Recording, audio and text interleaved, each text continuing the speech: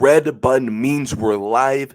A casual take with your boy Stephen Pepper, here to give a take off my chest. As you guys can tell, I got to clean this up for another stream, but I'm finally back at my house at home. It's summertime. I'm ready to talk some NBA playoffs. Also, if I sound a little stuffed up, I'm a little under the weather, as I always get sick this time of year when the weather changes. But I really want to talk about the Nuggets versus T-Wolves game. The T-Wolves beat the Nuggets in Game 6 to force a Game 7 by 45 points.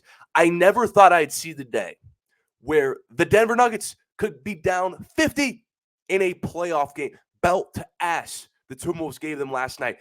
I know they still got to win a road Game 7, but the rest of the league should fear Minnesota, because this version of the Timberwolves we saw last night, and we also saw in Game 2, can easily win the NBA title.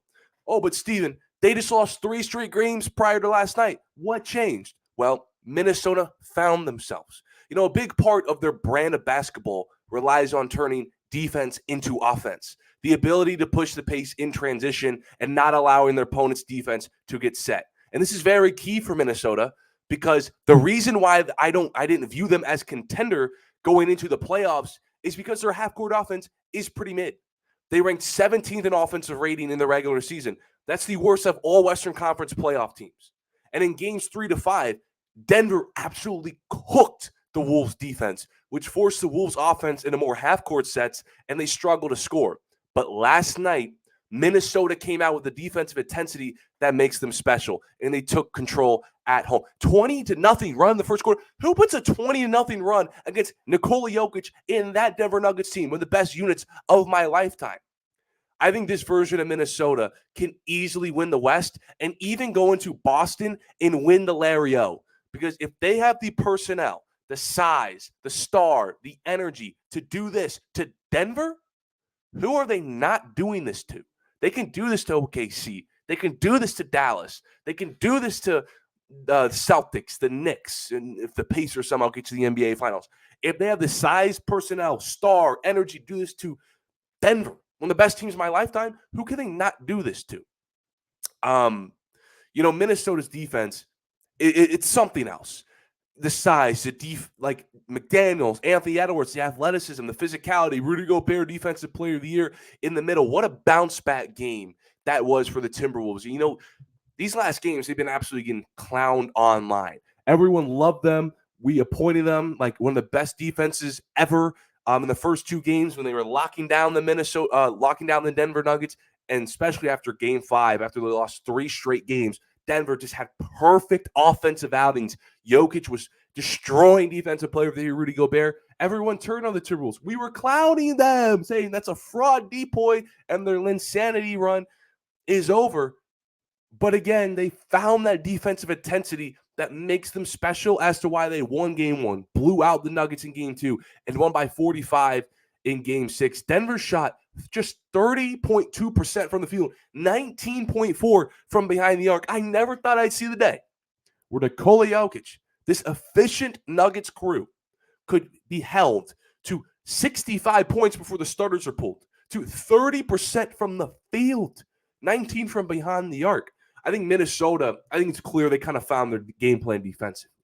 I think they found their game plan defensively, which is, against the Nuggets offense, is double-teaming Nikola Jokic. Now, for most teams, what makes Nikola Jokic so great is that even if you can double-team him to render him to not be a scorer and to be a passer, he can still beat you because he can find the wide-open advantage.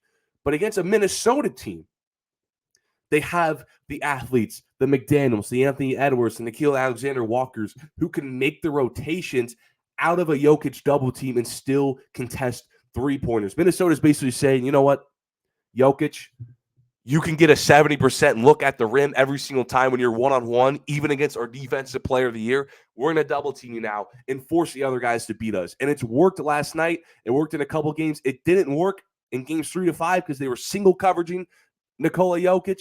And in this game, and this series, MPJ, Jamal Murray, KCP, Aaron Gordon, the other guys who torched the Lakers, because the Lakers didn't have the personnel to do this game plan, they're struggling in this series, particularly Jamal Murray. I've never seen a defense hold Jamal Murray this ineffective.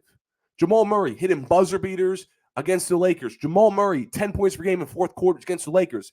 Triple doubles in last year's NBA Finals. 4 for 18, 10 points against the Timberwolves. That's the defense that Minnesota can play. They're absolutely scary. Denver had 3 straight perfect offensive games. Now they brought their defensive intensity back. They kind of found their game plan, and I think teams should fear them. Of course, they have Game 7 in Denver on Sunday. I'll be here Monday to talk about it. I can't wait for that. But if they can bring this version of T-Wolves basketball where they have the defensive intensity, where they can then turn their defense, get a stop, grab the rebound, turn it into offense, push the pace, not let Denver's underrated defense get set, and they can score in transition and not be forced to play in the half court. I think this team can beat anybody, because if they can do that to Denver, they can beat anybody in a 7-game series and go win the Lario. But of course, I appreciate everyone for being here. Some casual takes is to handle on all my social medias.